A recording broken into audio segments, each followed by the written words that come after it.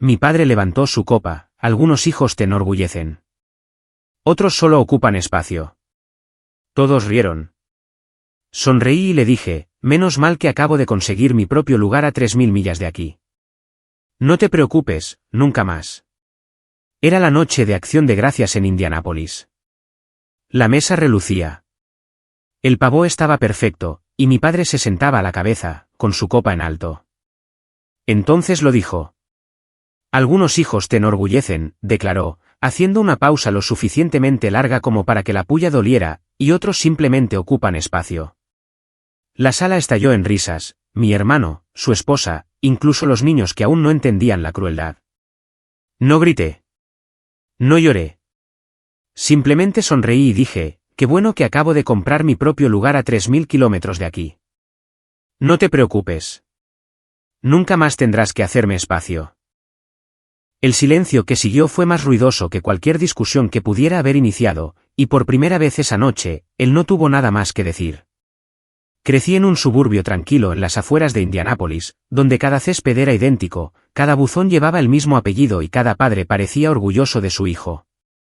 Nuestra casa era pequeña, blanca con contraventanas verdes, el tipo de lugar que olía a café y aceite de motor. Los vecinos saludaban mientras cortaban el césped, y los domingos, todos iban a la misma cafetería después de la iglesia. Para ellos, mi familia era perfecta. Roberto, el padre confiable, Linda, la amable ama de casa, Mateo, el héroe local del fútbol americano, y yo, la callada que apenas recordaban mencionar. Desde fuera, parecíamos la imagen perfecta. Por dentro, yo era la sombra que hacía que la luz brillara más sobre alguien más. Mateo siempre fue el centro de atención. Sus trofeos abarrotaban el pasillo como un museo del orgullo de mi padre, balones de plata, medallas, certificados que brillaban bajo la luz. Solía pasar los dedos por las placas pulidas, trazando las letras grabadas de su nombre mientras me preguntaba si el mío alguna vez pertenecería allí. Cuando Mateo ganaba, papá lo levantaba sobre sus hombros. Cuando yo ganaba, él miraba mi cinta y decía, «Qué lindo, cariño». Pero no olvides que el partido de Mateo es esta noche.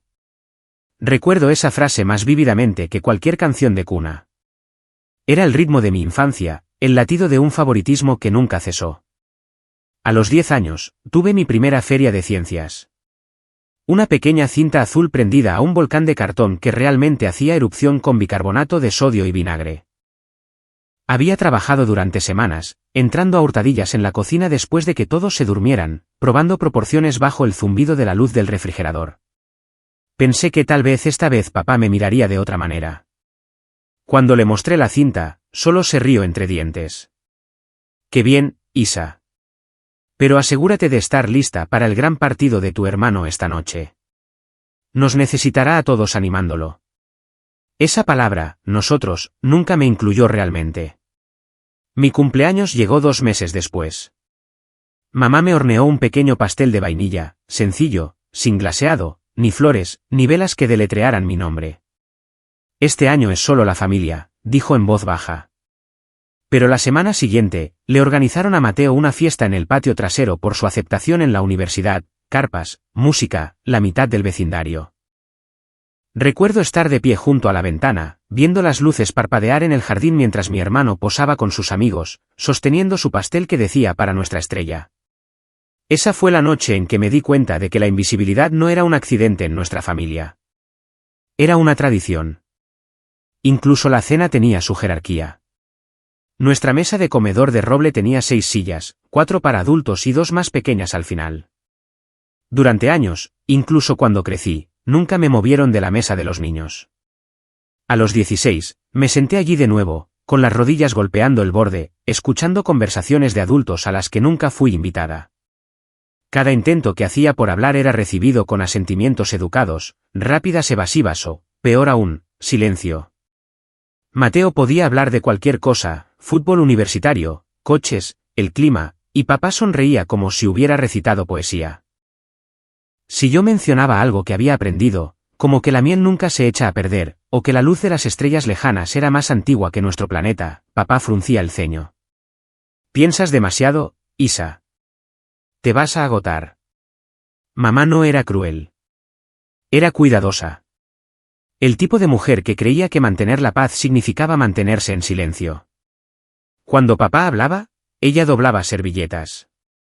Cuando yo lloraba, susurraba, no le hagas las cosas más difíciles a tu padre. Su suavidad dolía más que sus palabras. Al menos su dureza reconocía mi existencia. La de ella la borraba. Hay una foto en alguna parte. Acción de Gracias, quizás de 2006. Mateo está de pie detrás de papá, ambos con camisas a juego, sonriendo. Yo estoy a un lado, una mancha borrosa medio fuera de cuadro, sosteniendo un plato. Mamá tomó esa foto. La miré una vez años después, notando cómo mi sonrisa no llegaba a mis ojos. Puedes verlo si sabes qué buscar. La niña callada tratando de no ocupar demasiado espacio en su propia casa. Aún así, intenté ganarme mi lugar. Sobresalientes, becas, voluntariado, construir robots con radios viejas. Nada de eso rompió el muro.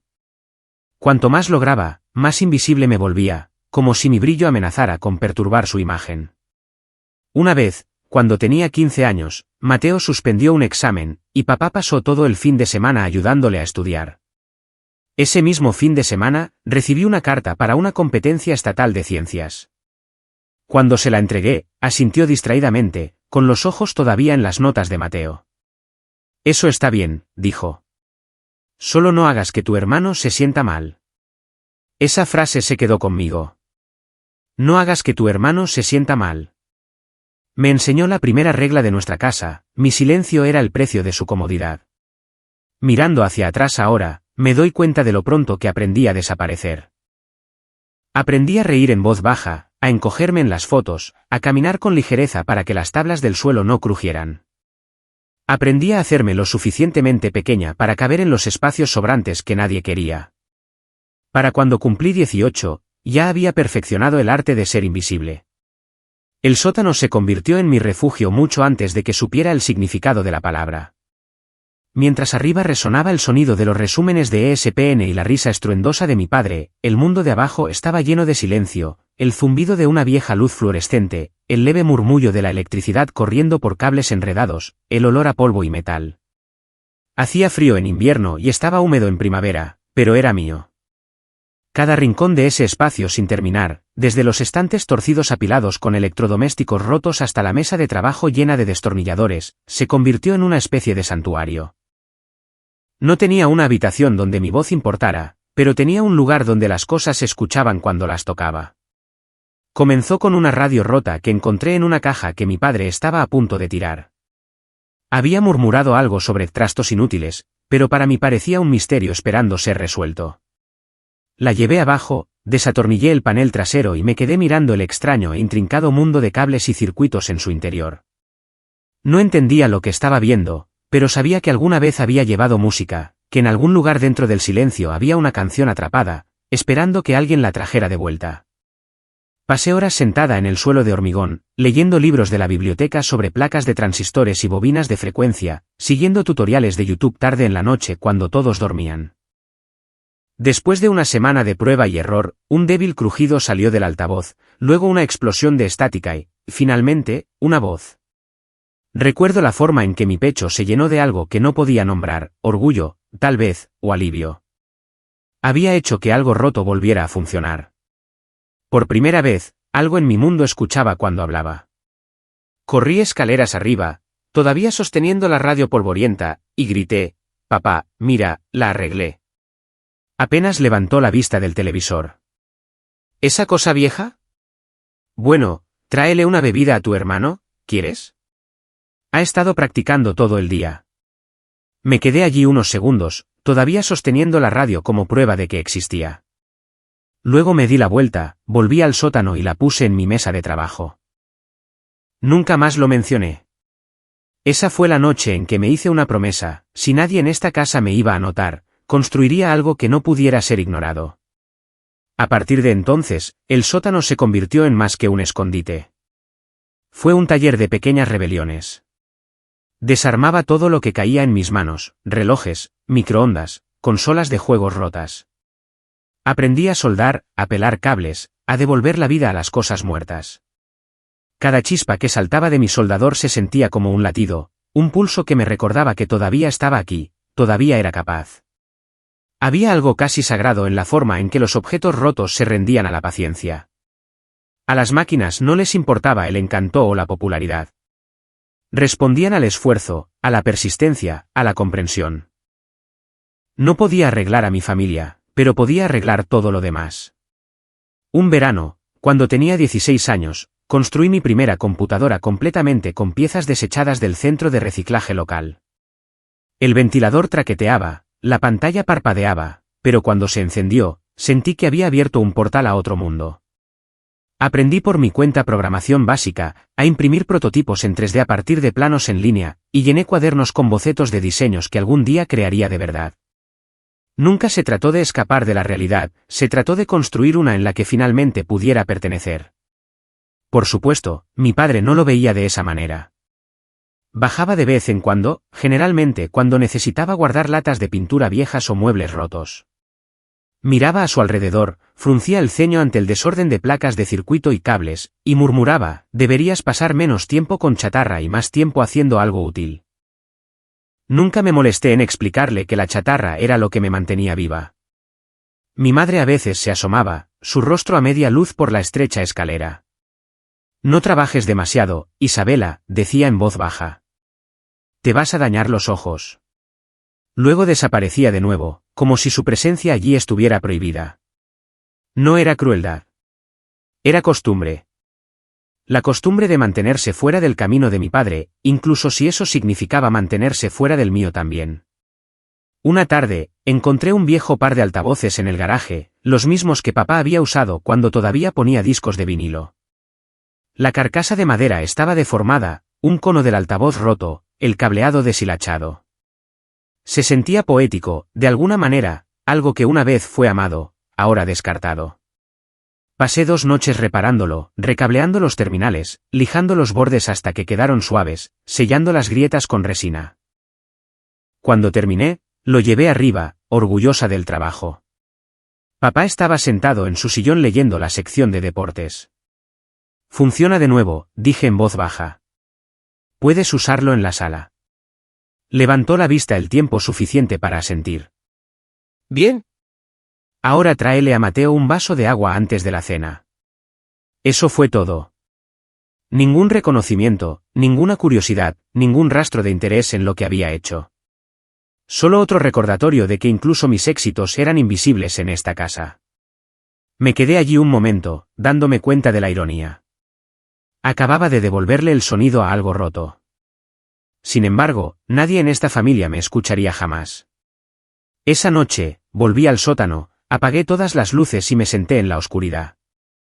La radio reparada sonaba suavemente en la esquina, la misma que él había llamado inútil.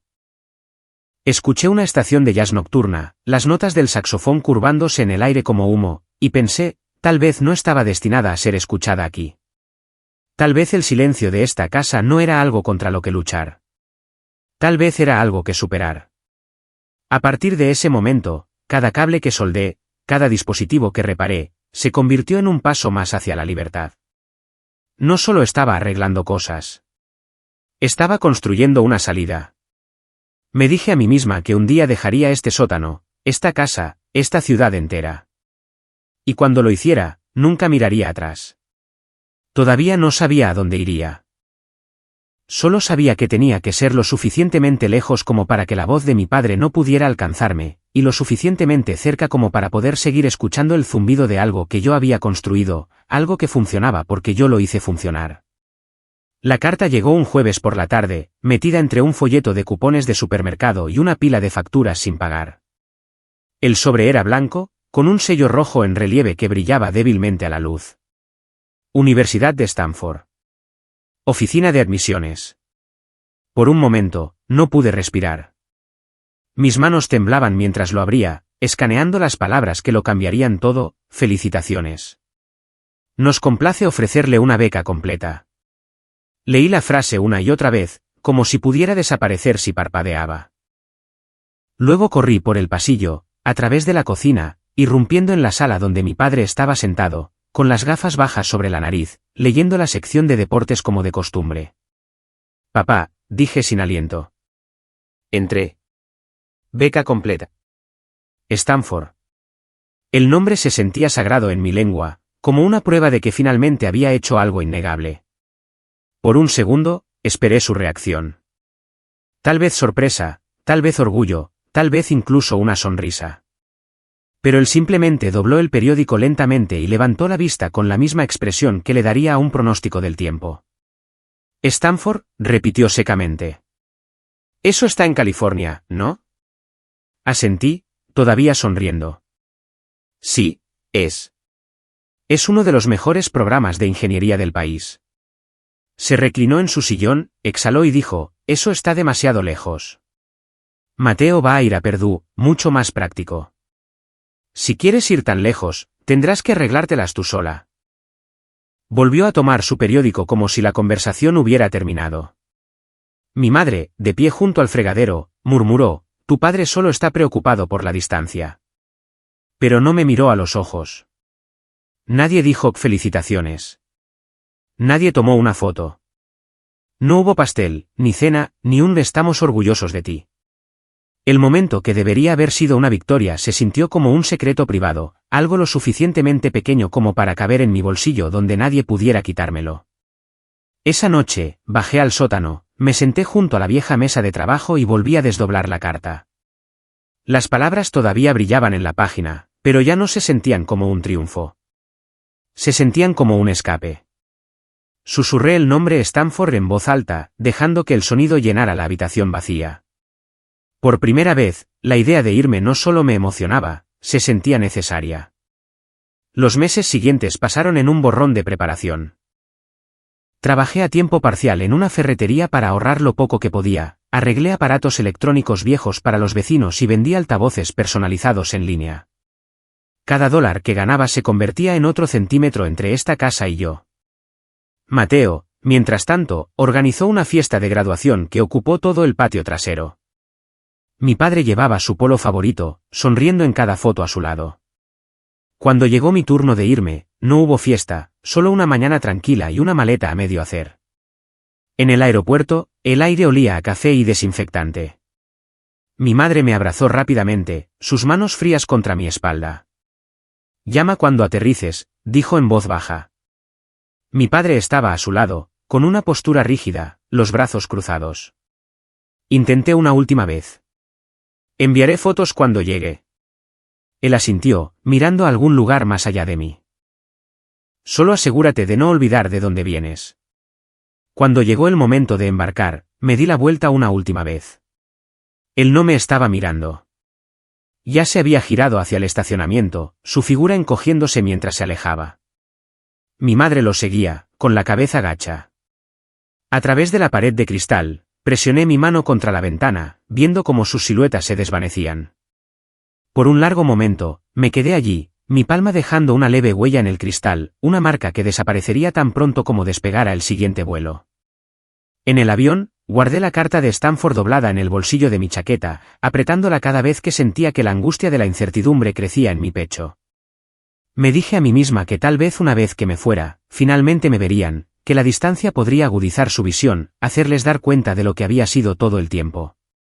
Pero cuando aterricé en California, no llegó ningún mensaje. Ningún te extrañamos. Ningún estamos orgullosos. Solo silencio. Las primeras semanas fueron vertiginosas. El campus era como un planeta diferente.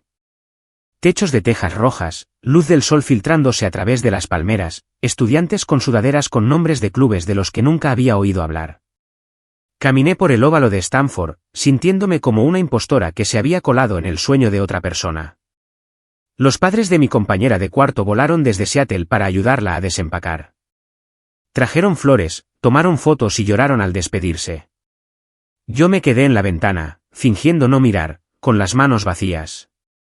Por la noche, yacía en mi cama del dormitorio, mirando el ventilador de techo, pensando en ese momento en el aeropuerto. La espalda de mi padre, mi reflejo en el cristal. Había viajado más de 3000 kilómetros, pero la distancia dentro de mí se había duplicado. No era solo geografía. Era silencio tallado en mí como una segunda piel. Vertí todo ese vacío en el trabajo. Estudié más duro que nadie, pasando horas en el laboratorio de computación hasta mucho después de la medianoche. Me uní al equipo de robótica, donde el zumbido de las máquinas reemplazó las conversaciones que no sabía cómo empezar. Cuando los circuitos se encendían, sentía algo parecido a la paz. La misma satisfacción silenciosa que solía sentir en el sótano de casa. Pero a veces, cuando terminaba un proyecto o obtenía las mejores notas en un examen, me encontraba mirando mi teléfono, esperando un mensaje que nunca llegaría. Fue entonces cuando lo entendí. Dejar el hogar no borra el hambre de ser visto. Solo cambia el lugar donde pasas hambre. Pensé que la distancia les haría darse cuenta de lo que valía. Pensé que el éxito los enorgullecería. Pero estaba equivocada. Solo hizo que el silencio fuera más fuerte. Los primeros años en California se sintieron como caminar por la cuerda floja, suspendida entre el agotamiento y la supervivencia. Llegué a Stanford con 2 maletas, un portátil de segunda mano y ahorros suficientes para 2 meses si estiraba cada dólar. La beca cubría la matrícula, pero no la comida, el alojamiento o los libros. Así que trabajé en 2 empleos a tiempo parcial, a veces 3 cuando las horas eran escasas. De día, asistía a clases sobre algoritmos y diseño de cadenas de suministro. De noche, limpiaba mesas en una cafetería cerca de Palo Alto. Y los fines de semana, reponía cajas en una ferretería local. Mi cuerpo nunca dejaba de moverse, pero mi mente se aferraba a un mantra silencioso: sigue adelante. La cena solía ser una taza de fideos instantáneos o medio sándwich que no podía terminar durante mi turno. Mi cama era un sofá en un apartamento compartido y estrecho con otros 2 estudiantes, uno estudiaba arquitectura, el otro medicina. Ambos tenían padres que les enviaban dinero cada semana. Yo tenía silencio. En las noches en que no podía dormir, me quedaba mirando el techo y dejaba que mi mente divagara de vuelta al sótano de casa. El zumbido de las máquinas, el olor a polvo y aceite. Era extraño como algo que una vez se sintió como un exilio ahora se convertía en el único lugar donde me había sentido segura de mí misma. Encontré un pequeño refugio en el laboratorio de robótica de la universidad. Estaba abierto las 24 horas, con poca luz, el aire lleno del olor metálico a soldadura y ozono. Allí, rodeada de drones a medio montar y cables enredados, me sentía viva de nuevo. Las máquinas seguían siendo mi lenguaje, predecibles, lógicas, reparables. La gente, no tanto. Podía perder horas perfeccionando un sensor de movimiento o recalibrando un servo, mis manos moviéndose por instinto. A veces me quedaba tanto tiempo que el conserje encendía y apagaba las luces para recordarme que eran las 3 de la mañana. Fue durante una de esas noches que me desmayé. No había comido adecuadamente en 2 días. No había dormido en 3. Mi visión se nubló mientras probaba una placa de circuito y lo siguiente que supe es que estaba en el suelo con un ligero sabor a metal en la boca. Un estudiante de posgrado llamado Miguel me encontró y me llevó rápidamente a la clínica del campus. Cuando desperté, él estaba sentado junto a mi cama sosteniendo una taza de té caliente. Tienes que cuidarte, dijo amablemente. Quise reír. Cuidarme. Eso era lo único que había estado haciendo desde que tuve edad suficiente para darme cuenta de que nadie más lo haría. El médico me dijo que estaba gravemente anémica, desnutrida y deshidratada. Sugirió que llamara a casa, que tal vez pidiera ayuda. Asentí, pero sabía que esa no era una opción. El último mensaje que había recibido de mi padre fue hace meses, un enlace reenviado a un artículo sobre el último trofeo de fútbol de Mateo, sin ningún comentario. Lo borré sin leerlo. Así que volví al trabajo, más lentamente al principio, pero con más determinación. Aprendí a sobrevivir con poco, alimentos de descuento, sobras nocturnas, pan gratis de la cafetería después de cerrar. Me dije que era temporal. Que la lucha era el impuesto que pagaba por la libertad. Y en cierto modo, era verdad.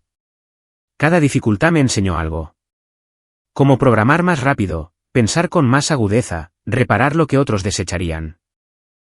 Empecé a trabajar como freelance para pequeñas empresas locales, ayudándolas a automatizar tareas logísticas básicas. Así fue como me enamoré por primera vez de la idea de los sistemas, no de las máquinas en sí, sino de las redes invisibles que las hacían funcionar juntas. Para cuando me gradué, tenía un pequeño portafolio de proyectos y una reputación entre mis profesores de terquedad que rozaba la obsesión. Cuando una startup en San José me contactó buscando un ingeniero de nivel inicial, no lo dudé. Se especializaban en optimización logística, diseñar rutas, gestionar el flujo de almacenes, usando IA para reducir el desperdicio. La empresa era pequeña, dirigida por 2 ex-ingenieros con grandes sueños y una oficina estrecha que olía a café quemado y ambición.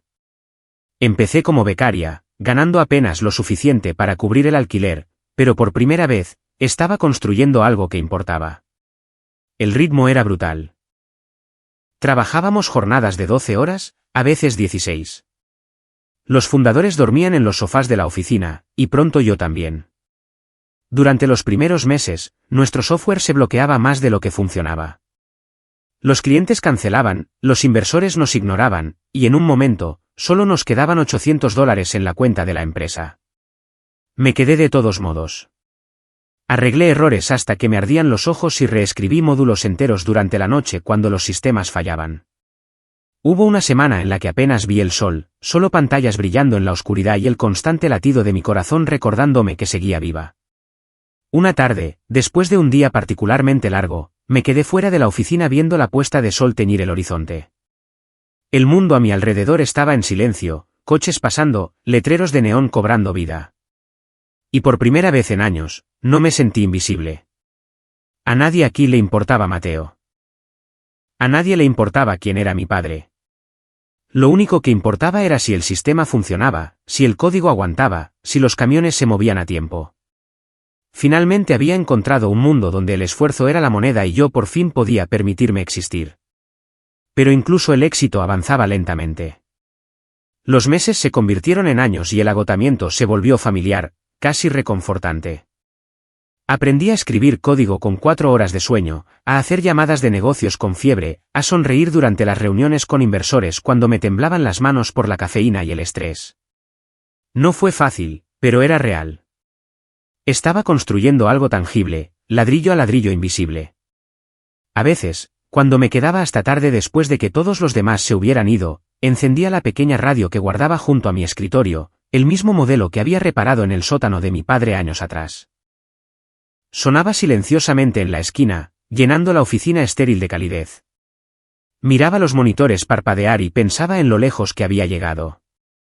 Aquí no era la hija de nadie. No era la otra hija.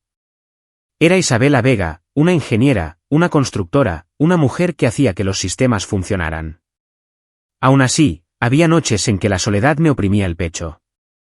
El tipo de silencio que ninguna máquina podía llenar.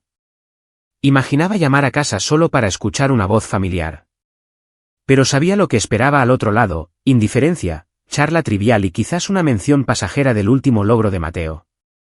Así que, en cambio, no llamaba a nadie.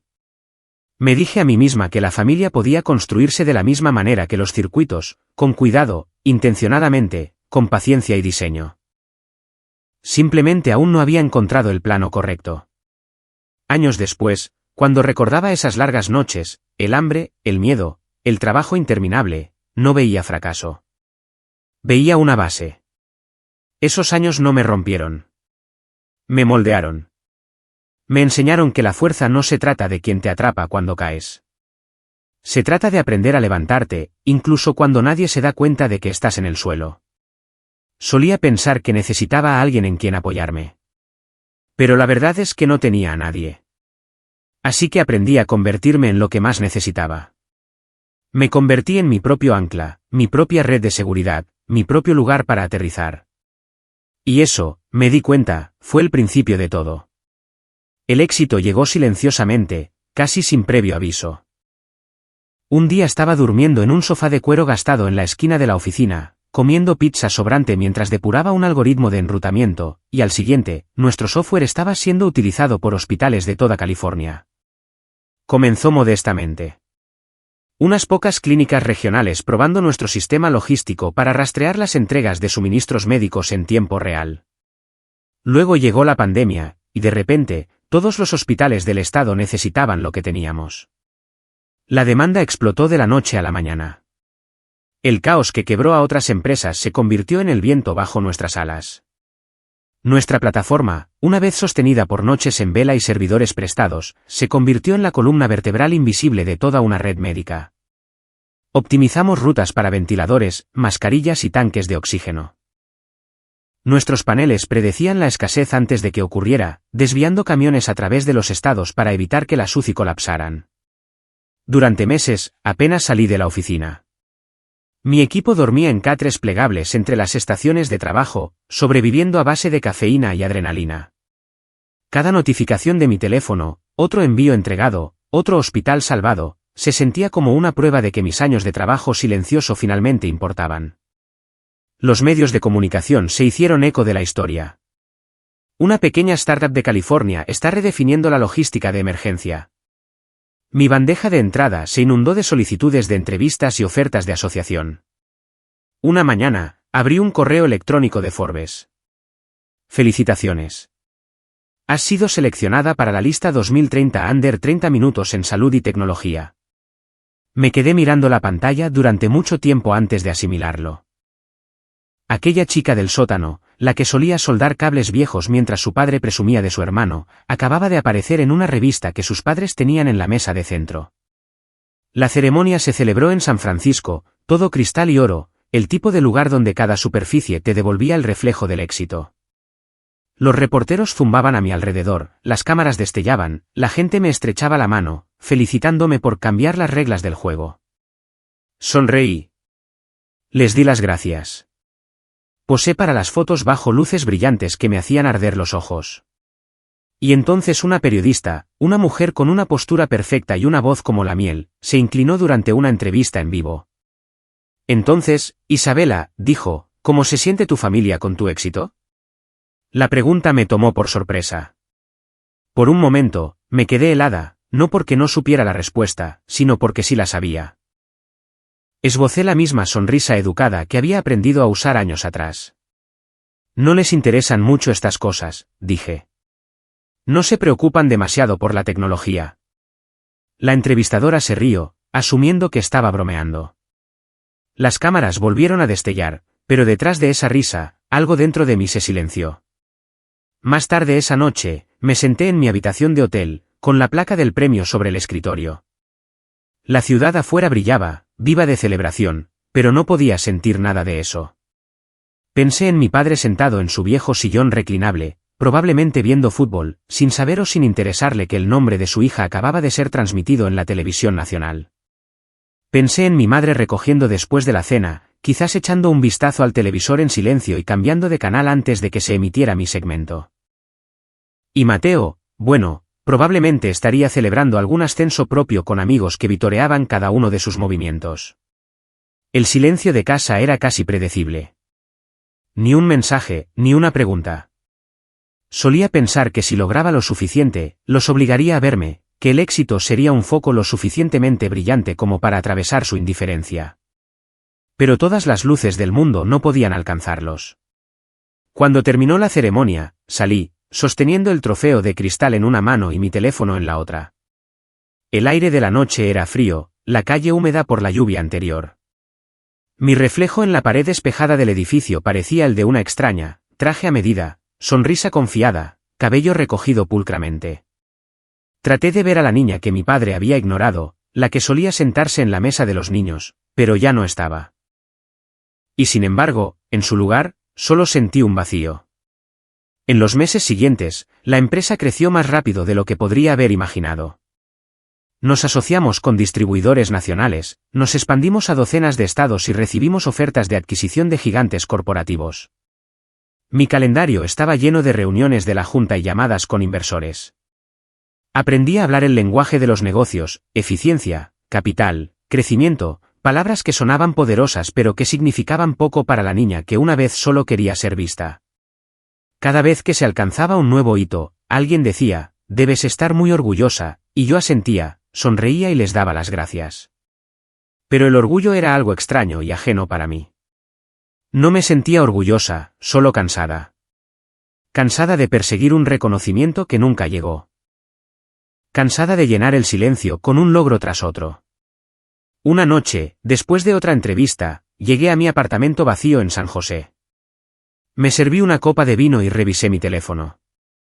Pasé artículos que elogiaban mi liderazgo visionario. Luego me detuve en una foto del evento de Forbes, yo sosteniendo el premio. Cámaras destellando. El pie de foto decía, de manitas de sótano a visionaria tecnológica, Isabela Vega demuestra que la determinación vence al privilegio. Me quedé mirando esa palabra, privilegio. Me hizo reír en voz baja, casi con amargura. No tenían ni idea. Privilegio era el nombre de Mateo grabado en cada trofeo, su asiento en la mesa de los adultos, la fácil comodidad de ser amado sin ganárselo. Lo que yo tenía no era privilegio. Era supervivencia disfrazada de ambición. Cerré mi portátil, puse el premio en el estante y me senté en la oscuridad. El apartamento estaba en silencio, excepto por el leve zumbido del refrigerador. El resplandor de la ciudad afuera pintaba suaves rectángulos en el suelo. Me di cuenta de que tenía todo lo que una vez pensé que quería: éxito, estabilidad, reconocimiento, pero nada de eso llenaba el espacio hueco que había llevado desde la infancia. Cuando creces siendo invisible, crees que la visibilidad te salvará. Crees que si brillas lo suficiente, las personas que te ignoraron finalmente girarán la cabeza. Pero todo lo que hace es proyectar sombras más largas.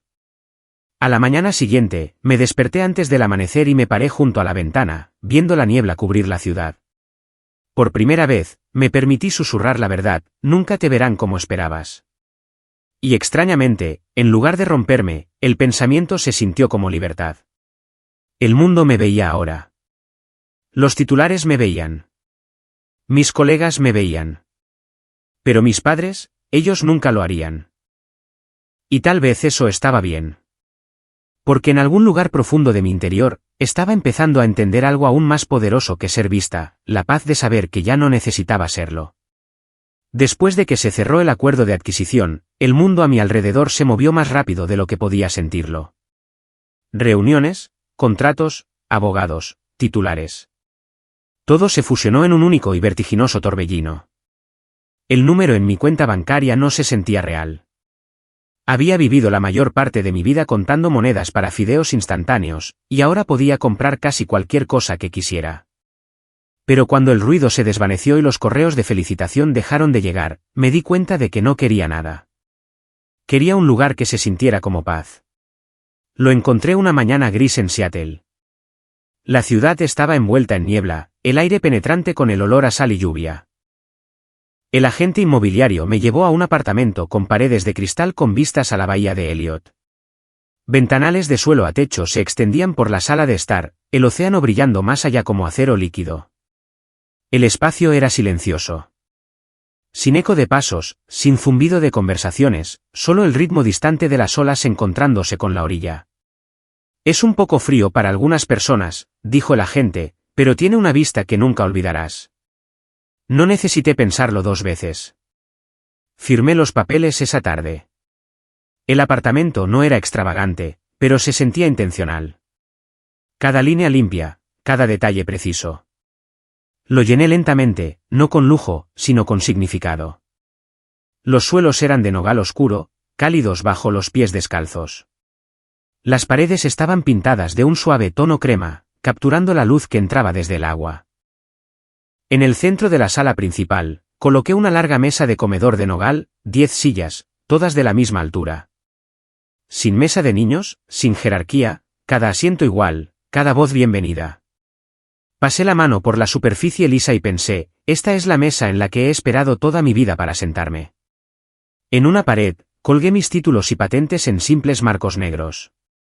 El diploma de Stanford, el certificado de fundación de la empresa, la patente de ingeniería que había cambiado mi vida. No añadí ninguna foto familiar, no por amargura, sino porque quería que este espacio representara a la mujer que había construido desde cero, la que existía más allá de la comparación, más allá de la sombra de las expectativas de nadie. Amueblé el apartamento como alguien que cura un santuario. El sofá era de cuero marrón oscuro, lo suficientemente gastado como para sentirse vivido. Una estantería cubría una pared, llena no de libros de negocios, sino de novelas, ensayos y viejos manuales de ingeniería. La cocina relucía con encimeras de mármol pulido, aunque la mayoría de las noches todo lo que cocinaba eran comidas sencillas: sopa, pan, té. El dormitorio daba a la bahía, donde el sol temprano se derretía a través de la niebla y pintaba las paredes de plata. Era todo lo que mi hogar de la infancia no era, silencioso, equilibrado, mío. Una de las últimas cosas que traje al apartamento fue la vieja radio, la misma que había reparado de adolescente en el sótano de mi padre. Ahora estaba rayada y descolorida, los mandos de metal opacos por años de uso. Pero cuando la coloqué en la esquina de la sala y la encendí, todavía funcionaba. El altavoz crujió antes de que emergiera una suave melodía, la estática y la melodía mezclándose como un recuerdo que no quieres borrar. Ese sonido llenaba la habitación de manera diferente aquí. En aquel entonces, la radio había sido mi única prueba de que podía devolver la vida a algo roto. Ahora, sonaba en un lugar que existía porque había hecho exactamente eso con mi vida, no solo con cables. A veces, por las tardes, me sentaba junto a la ventana con una taza de té, viendo los ferries cruzar la bahía. El horizonte brillaba en la distancia, silencioso, deliberado, como una ciudad que no necesita demostrar nada. Me di cuenta de que eso era lo que quería para mí. Durante años, había perseguido el éxito como una persona hambrienta persigue el calor, creyendo que una vez que lo tuviera, finalmente me sentiría completa. Pero aquí, en esta quietud, entendí algo diferente. El éxito era solo ruido. La paz era la melodía de fondo. La gente a mi alrededor comenzó a notar el cambio. Los colegas preguntaban por qué no había comprado una mansión, por qué elegí un lugar tranquilo en lugar de un ático en un rascacielos de San Francisco. Sonreía y decía, porque no compré lujo, compré paz. Y era verdad. Esto no era un premio. Era una reclamación. Cada tabla de madera, cada trozo de cristal, cada centímetro de silencio era mío, ganado a través de años de invisibilidad, hambre y persistencia. En este apartamento, finalmente podía respirar. Podía poner música sin bajar el volumen. Podía cenar en mi propia mesa sin esperar permiso para hablar. Podía mirar a mi alrededor y ver una vida que nadie me había dado y que nadie podía quitarme. Algunas noches dejaba una sola lámpara encendida junto a la mesa y dejaba que la habitación se oscureciera. Las luces de la ciudad parpadeaban a través de la ventana, bailando sobre las paredes de cristal como ondas de oro. Me sentaba allí, trazando la veta de la madera, pensando en los años que me llevó llegar a este lugar, en el sótano, la carta de rechazo que se convirtió en una beca, las noches que programé hasta que me daban calambres en las manos, la empresa nacida del caos, y siempre esa voz, la de mi padre, resonando débilmente desde el pasado. Algunos hijos te enorgullecen, otros simplemente ocupan espacio. Sonreía cada vez que pensaba en ello ahora, porque aquí estaba, a más de 3000 kilómetros de distancia, rodeada de un espacio que había creado para mí, y era hermoso. La vieja radio sonaba suavemente de fondo. Su sonido imperfecto pero constante. Imaginé a la versión más joven de mí, sentada en el frío suelo de hormigón sosteniendo un soldador, soñando con un lugar al que pudiera pertenecer. Si pudiera verme ahora la mesa, el océano, el silencio, lo entendería. No solo había construido un hogar.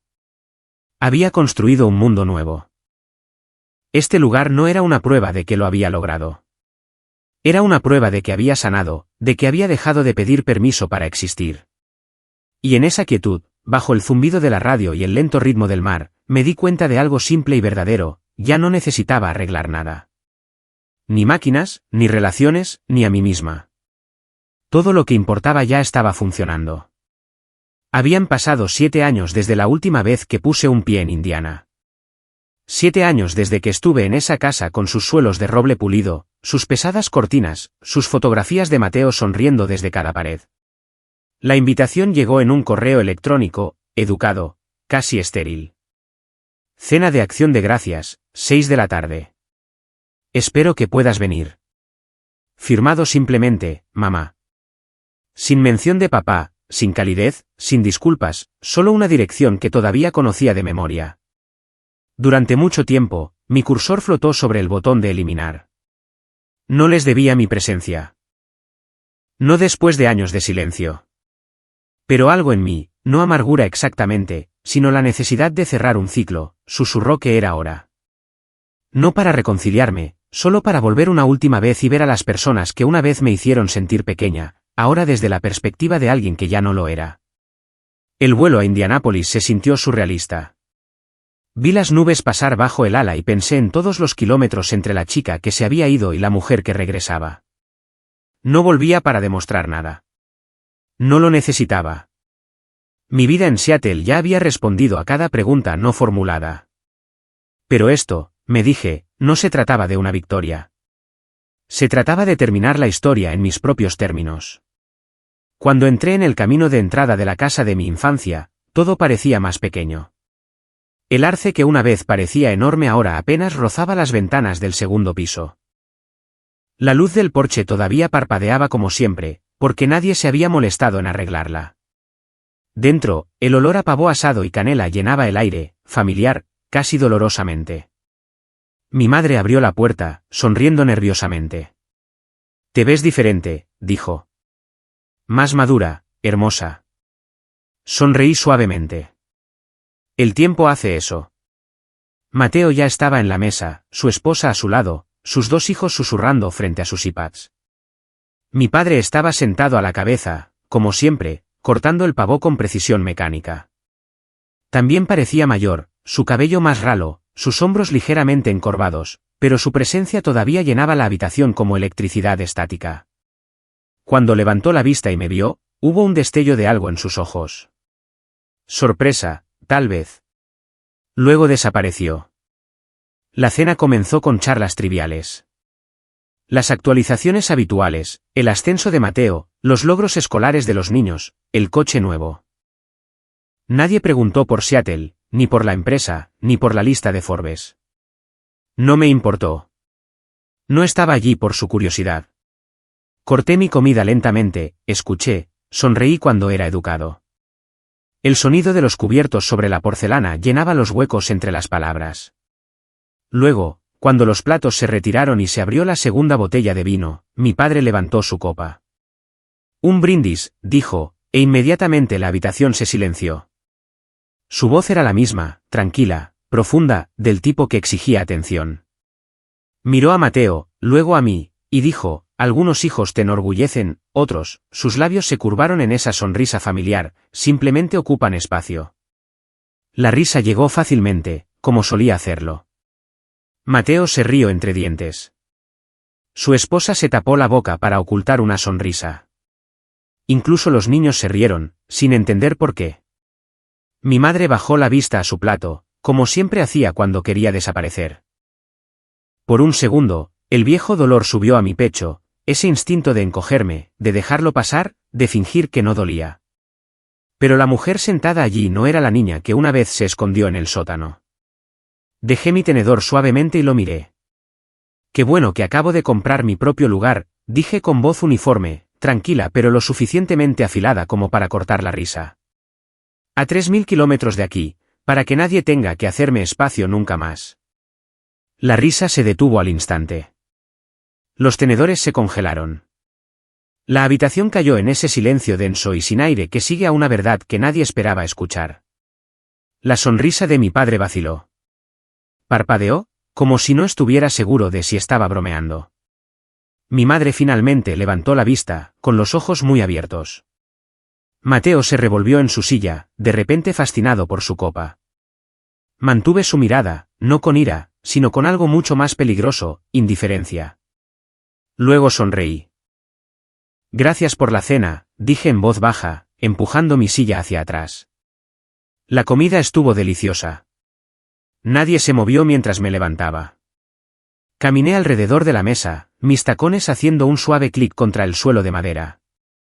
En la puerta, me detuve y me di la vuelta, contemplando la escena una última vez, la mesa donde nunca fui suficiente, los rostros que nunca me habían visto realmente. «Feliz acción de gracias», dije. «Y no se preocupen, no ocuparé más espacio». Luego me fui. El aire de la noche afuera era frío y limpio. El cielo de un profundo índigo salpicado de estrellas.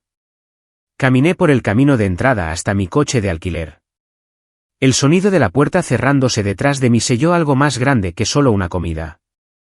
Selló toda una vida. Mientras me alejaba, no me sentí triunfante. Tampoco me sentí enojada. Simplemente me sentí libre.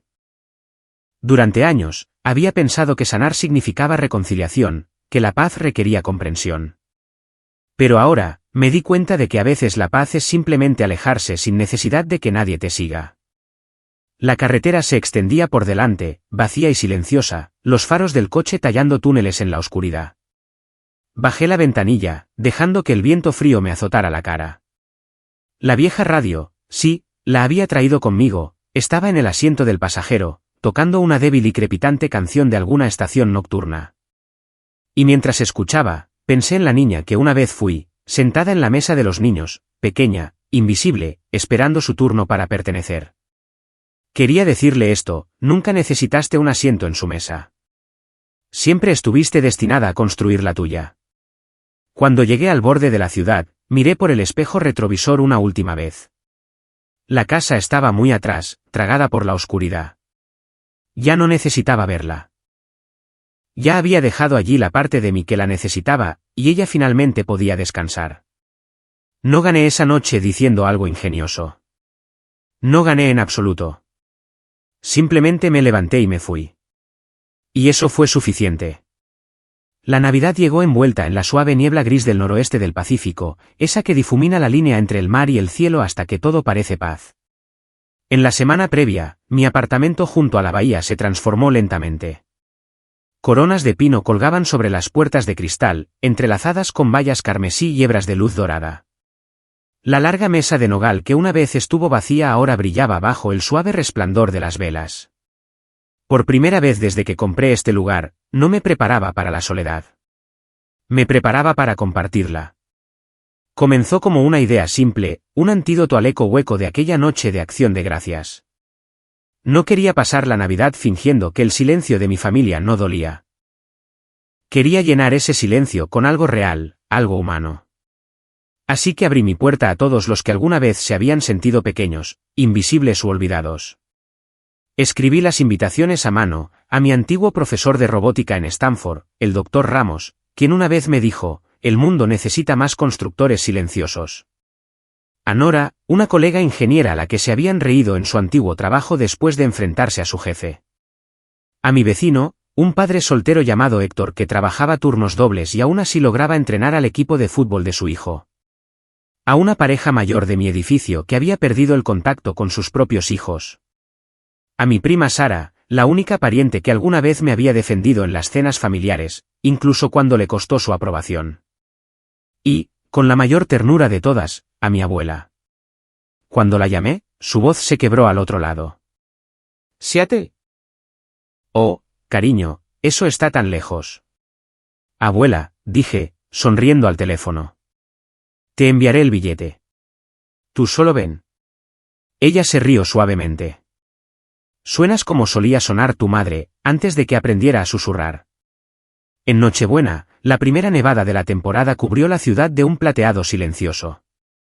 Dentro, el apartamento brillaba como un farol. La mesa estaba puesta con platos de porcelana blanca y copas de cristal transparente, sus reflejos bailando a la luz de las velas. Ramitas de pino y arándanos corrían por el centro como un río de invierno. El aire olía a romero, mantequilla y sal. El chef que había contratado, un local llamado Julián, había llenado la cocina con el aroma de salmón asado y pan recién hecho. Una lista de villancicos acústicos suaves flotaba en el espacio, lo suficientemente alta como para sentirse como calidez. Uno por uno, llegaron. Nora fue la primera, con una botella de vino y riendo a pesar del frío. ¿El doctor? Ramos trajo un libro envuelto en papel de periódico, murmurando que no había tenido tiempo para un envoltorio adecuado. Héctor y su hijo trajeron el postre, un flan casero todavía tibio en su molde. Mi abuela llegó la última, su pequeña figura abrigada en un abrigo rojo, sus ojos brillando más que las luces a nuestro alrededor. Cuando todos se hubieron acomodado, me puse de pie a la cabecera de la mesa. Por un momento, simplemente miré los rostros vueltos hacia mí, cada uno marcado por su propia versión de resiliencia. Luego dije: sé que algunos de nosotros no teníamos un lugar a donde ir esta Navidad, pero esta noche quería asegurarme de que todos tuvieran un asiento. Nadie en la mesa de los niños, nadie en un rincón, nadie olvidado. Una risa suave y genuina recorrió la mesa. Me senté y por primera vez en años, no me sentí como una extraña en mi propia historia. La cena se desarrolló en olas lentas y hermosas. Julián sacó platos de salmón a la tabla de cedro glaseado con miel y soja, cuencos de risotto de champiñones silvestres y cestas de pan de masa madre caliente. El vino fluyó fácilmente, la conversación aún más. Nora contó historias sobre trabajar en turnos de noche en tecnología, convirtiendo la arrogancia corporativa en comedia. ¿El doctor?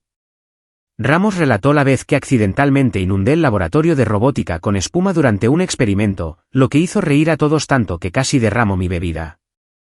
El hijo de Héctor, un niño de 9 años de ojos brillantes, desafió a todos a un juego de trivia que había hecho en su tableta y de alguna manera logró vencernos a todos. La mesa estaba viva, copas tintineando, risas compartidas, manos alcanzando el pan. Sin competencia, sin jerarquía, solo conexión. Entre platos, me deslicé a la cocina para rellenar una bandeja de bebidas. Mi abuela me siguió, silenciosa como siempre.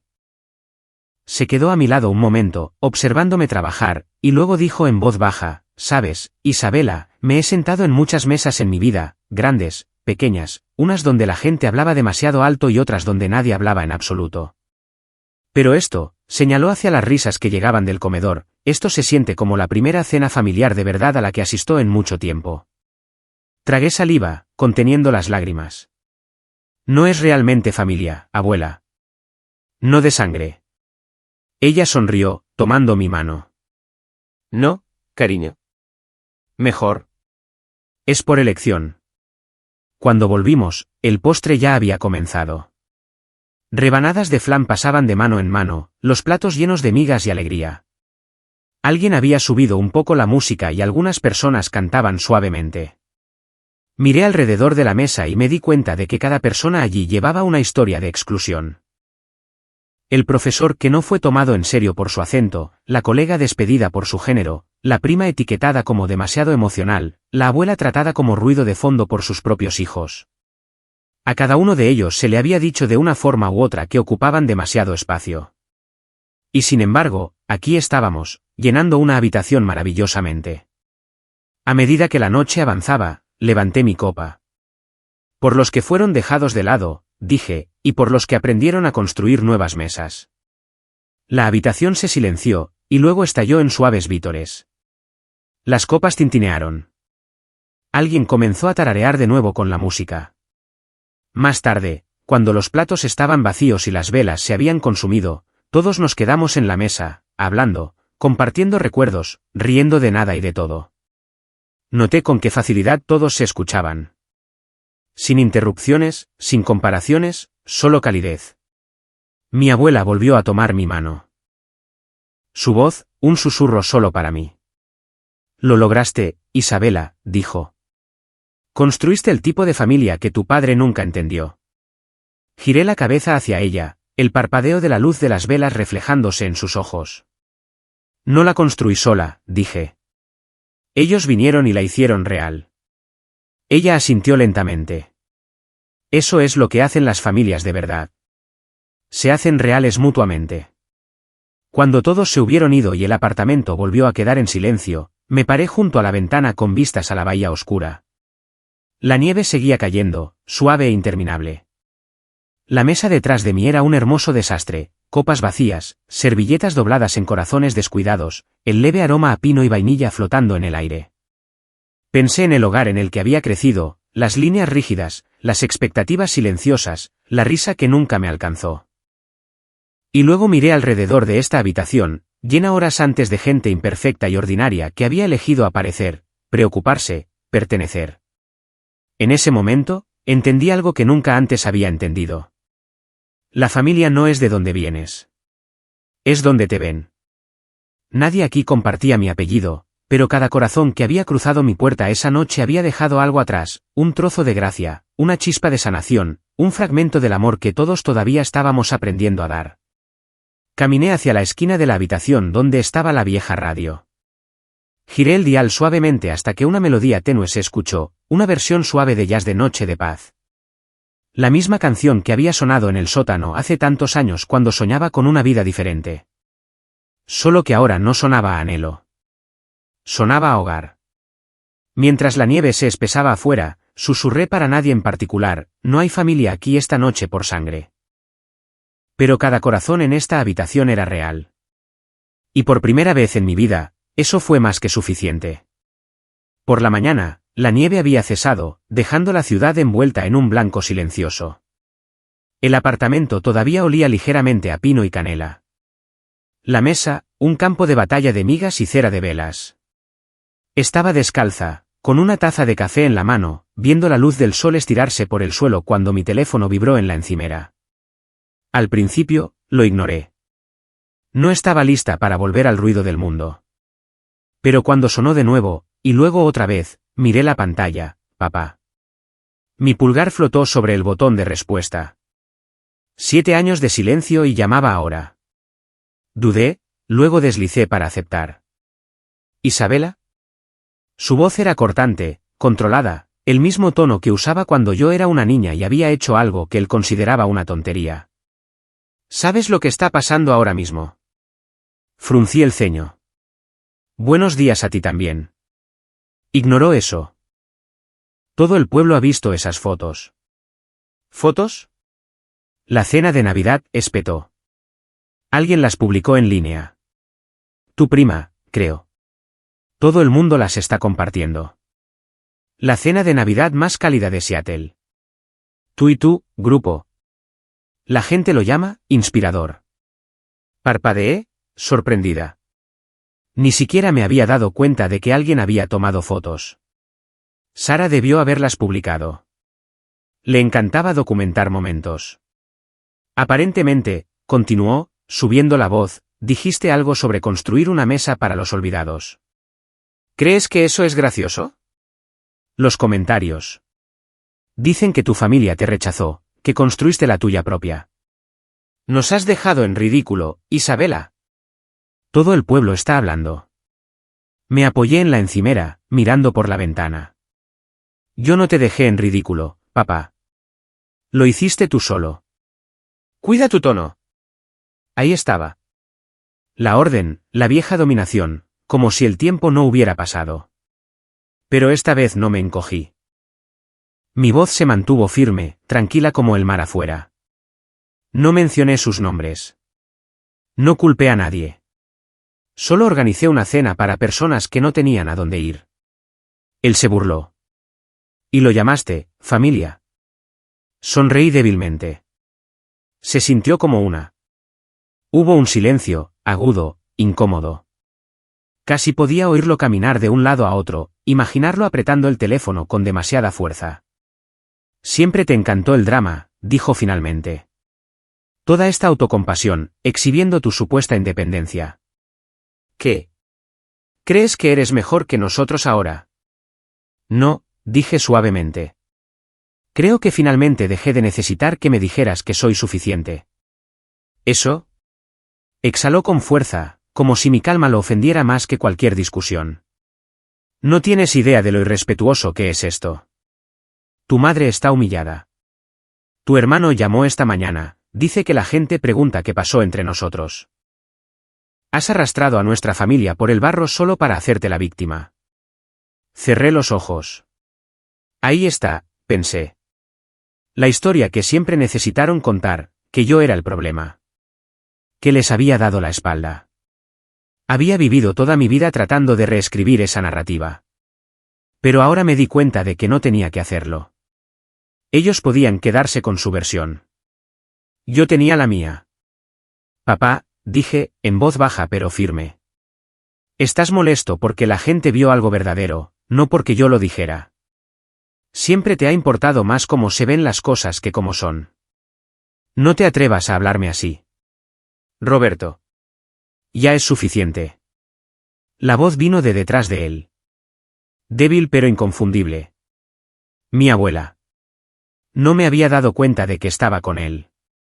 Tal vez había ido allí después de las fiestas. Tal vez había escuchado toda la conversación. Mamá, comenzó él, pero ella lo interrumpió. No, escúchame tú ahora. Su voz, aunque débil por la edad, tenía más autoridad de la que él jamás había tenido. Yo también vi esas fotos. Vi su mesa. Hubo una larga pausa. Podía imaginar a mi padre poniéndose rígido, listo para defenderse. Pero mi abuela no se lo permitió. Ella no te avergonzó, Roberto. Ni siquiera mencionó tu nombre. Le mostró a la gente algo hermoso, una habitación llena de almas que no tenían a dónde ir, sentadas juntas, siendo vistas. Eso no es humillación. Eso es gracia. Él no dijo nada. Ella no está ocupando espacio, continuó mi abuela en voz baja. Construyó una mesa lo suficientemente grande para todos a los que se les dijo que no había una. Incluso para ti. El silencio llenó la línea, un silencio denso y tembloroso, del tipo que llega cuando la verdad finalmente atraviesa el orgullo. Me quedé junto a la ventana, agarrando el borde de la encimera, escuchando el leve zumbido de la llamada. Finalmente, mi padre habló, más bajo ahora. No lo entiendes, mamá. La gente, interrumpió ella, lo olvidará la próxima semana. Pero tu hija recordará este momento por el resto de su vida. No hagas que recuerde que su padre llamó a su éxito una vergüenza. Él no respondió. Roberto, dijo ella de nuevo, más suavemente ahora. Por una vez en tu vida, simplemente siéntete orgulloso de ella. Incluso si no la entiendes. Eso es todo lo que ella siempre quiso. Hubo un sonido débil, tal vez el teléfono cambiando de manos, tal vez el raspado de una silla. Luego, la voz de mi abuela, más cerca del auricular. ¿Cariño? Tragué saliva. Estoy aquí, abuela. Vi las fotos. Fue una cena preciosa. Su voz temblaba. Te veías feliz. Realmente feliz. Lo estaba, susurré. Estoy orgullosa de ti, dijo simplemente. Esas 4 palabras calaron más hondo que cualquier premio o titular. Por un momento, no pude hablar. Presioné la palma de mi mano contra el cristal, viendo las olas romper contra las rocas abajo, dejando que sus palabras se hundieran en el espacio donde solían vivir todas las viejas heridas. Gracias, logré decir. Eso significa todo para mí.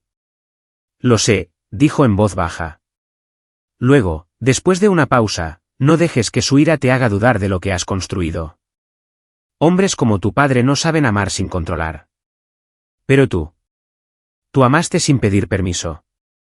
Eso es más fuerte. Sonreí a través de las lágrimas que no me había dado cuenta de que caían. Creo que finalmente lo entiendo. La línea se quedó en silencio por unos segundos. Luego la oí decir suavemente, debería irme, cariño. Está haciendo agujeros en la alfombra de tanto caminar. Me reí, un sonido lleno de liberación. Trátalo con calma. No, dijo ella, con diversión en su voz. Le vendrá bien un poco de incomodidad. Cuando terminó la llamada, me quedé allí, bajo la luz del sol, con el teléfono todavía caliente en la mano. El silencio que siguió no fue pesado esta vez. Estaba limpio. No sentí culpa por haberme ido ni tristeza por lo que estaba roto. Simplemente me sentí ligera. Me serví otra taza de café y caminé hacia la ventana. La bahía brillaba bajo el sol de invierno, el mundo exterior imposiblemente quieto. Por primera vez en mi vida, la voz de mi padre ya no resonaba dentro de mí. Había sido reemplazada por otra, la de mi abuela, firme, amorosa e infinitamente clara. Ella no ocupó espacio. Construyó una nueva mesa. Y mientras observaba las olas moverse en un ritmo lento e interminable, me di cuenta de que finalmente había hecho lo mismo. Durante años, había cargado con la culpa de irme, el miedo de que la independencia me hiciera ingrata, de que el éxito me hiciera egoísta. Pero esa mañana, con el océano brillando ante mí y sus palabras todavía en mi pecho, entendí algo simple y profundo. Irme no fue una traición. Fue supervivencia. Y la supervivencia, en su forma más silenciosa, era el tipo de amor más verdadero. El amor que construye espacio para que otros respiren. Por primera vez, no me sentí como la chica que se había ido. Me sentí como la mujer que había llegado. La Nochevieja se deslizó silenciosamente ese invierno, no con fuegos artificiales ni ruido, sino con el tipo de quietud que se siente como pasar una página. La bahía fuera de mi ventana brillaba en suaves azules y platas, las luces de la ciudad reflejándose en el agua como 1000 velas silenciosas. Había pasado una semana desde la llamada de mi padre, y las palabras de mi abuela todavía resonaban en mi pecho. Las había repetido más veces de las que podía contar. Ella no ocupó espacio. Construyó una nueva mesa. Me senté en mi escritorio esa mañana, viendo la lenta caída de la nieve contra el cristal, y escribí un breve mensaje: cena de Nochevieja.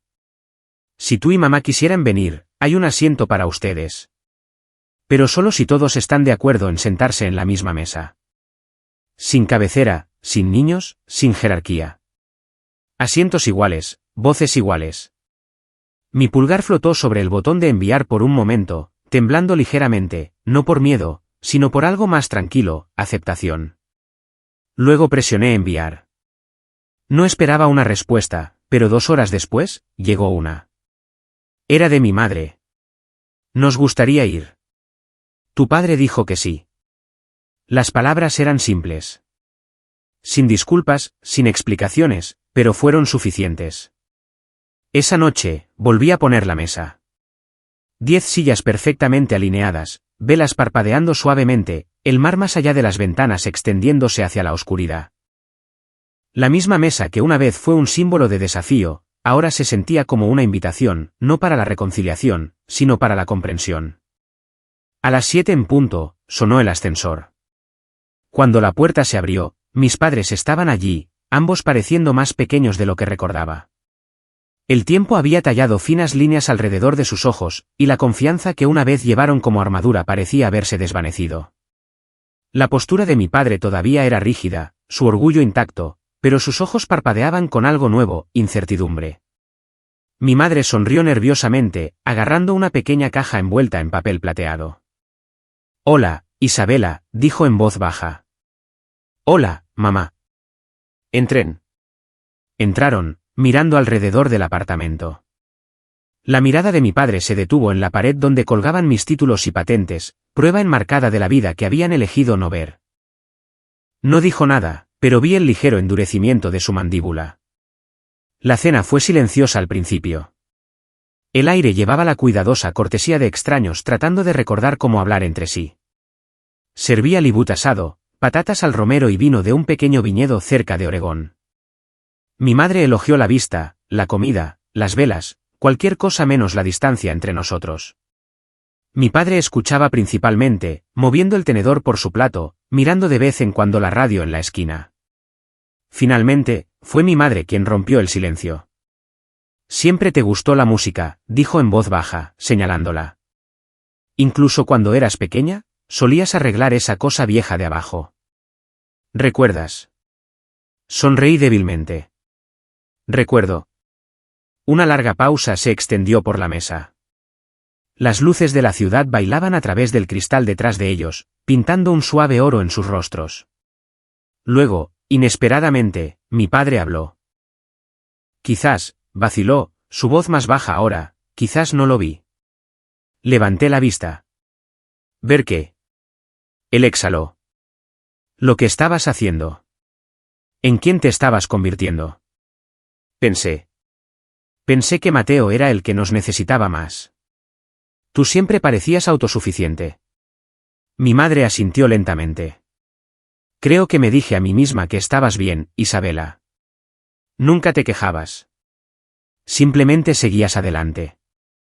No me di cuenta de que el silencio no significa paz. Sus palabras aterrizaron suavemente, sin defensa ni excusa, solo una especie de honestidad tardía. No me apresuré a llenar el silencio. Quería dejarlo respirar, dejar que sintieran el peso de lo que se estaba diciendo. Mi padre bajó la vista a sus manos.